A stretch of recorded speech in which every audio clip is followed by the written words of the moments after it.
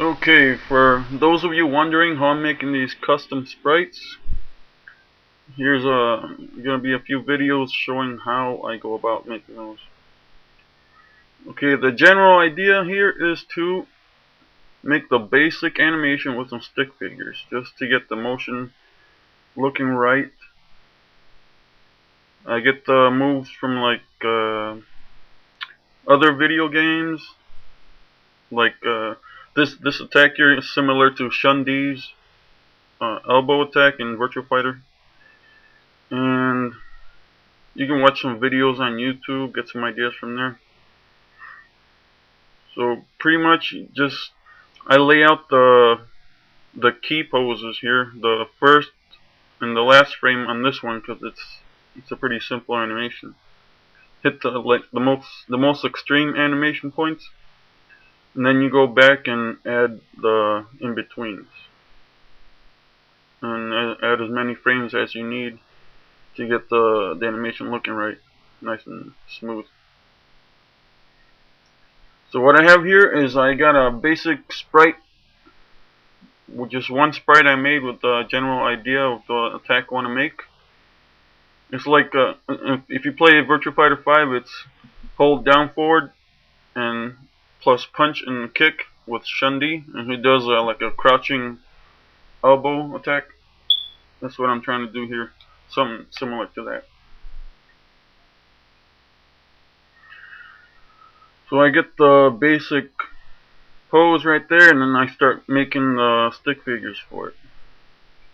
That's one key pose, an extreme pose.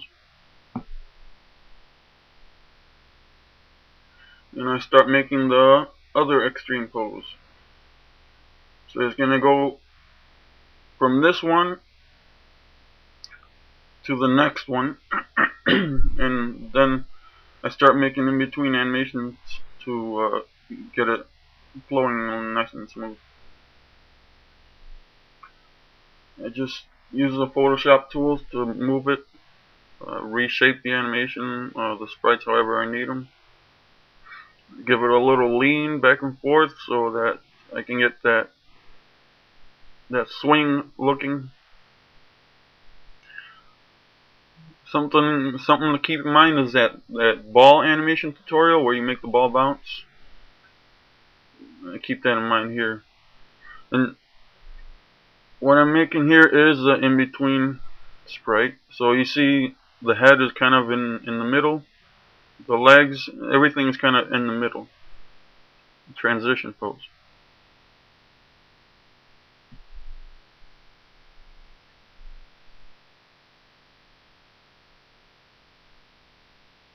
That would be like a keyframe, but a transition keyframe. You know, you make two keyframes, and then you make one in between those, and then make more in between those three, and just keep going, you know, more and more detailed with them. You try and make the least amount of frames you need, and then you make transition poses between them.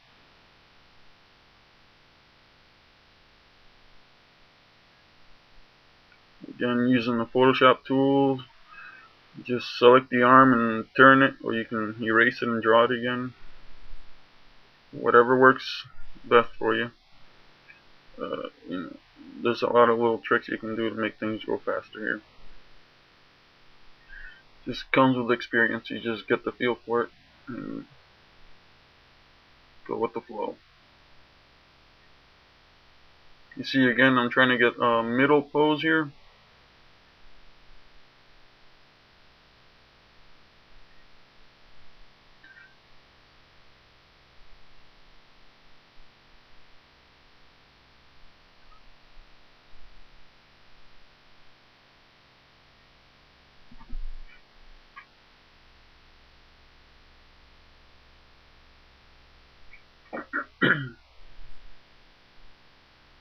Lean it back and forth. I do that a lot.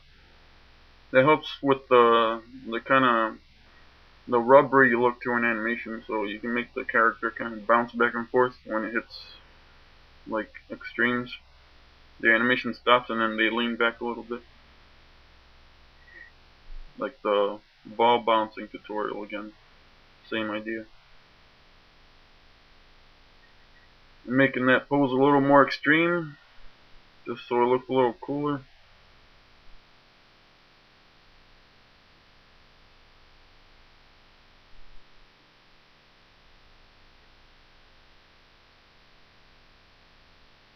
And just keep working at it just like that. You keep making tweens and more tweens and more tweens until you get however many you want. And after you get this stick figure animation working like you want, then you would go online or rip some sprites or get them from the sprite warehouse, and you get all the sprites you need for a certain frame that have different body parts that match what you need for that specific sprite. Like you get an arm from one sprite, a leg from another, the head's turning a certain way, and you kind of Frankenstein them together. And once you got the animation made like that with Frankenstein, you go and just clean it up, do some painting by hand. Just bend the sprites however you need them.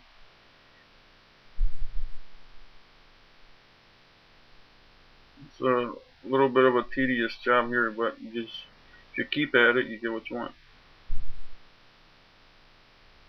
Just gotta take your time with it.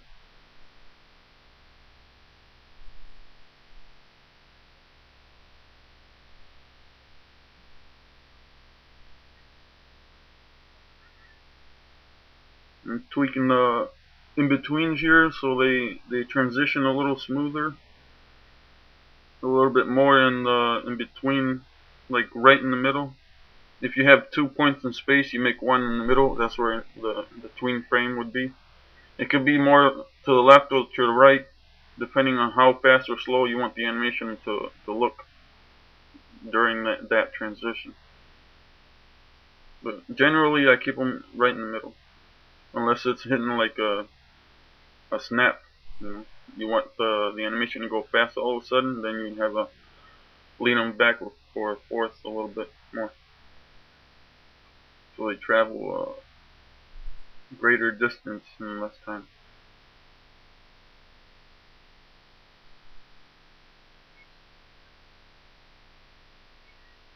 I'm trying to match the feet here.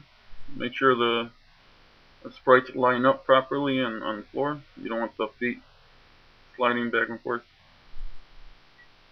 jittering. Looks messy. That's my dog. Somebody yelling outside.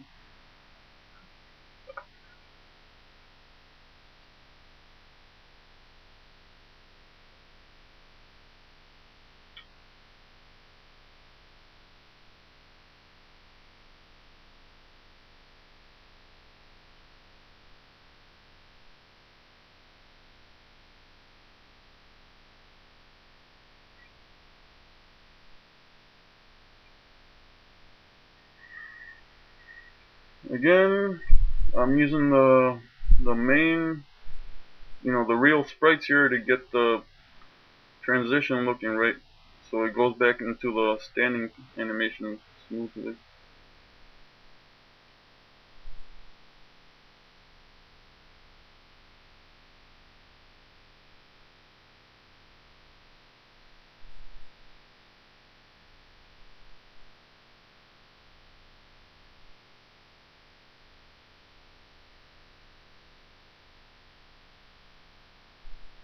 I just made this one so I can see a little better with all stick figures.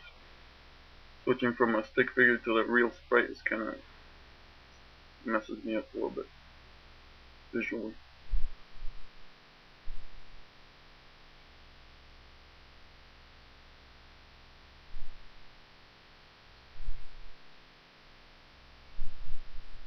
And I'm using the Photoshop GIF animation window here. I use it all the time.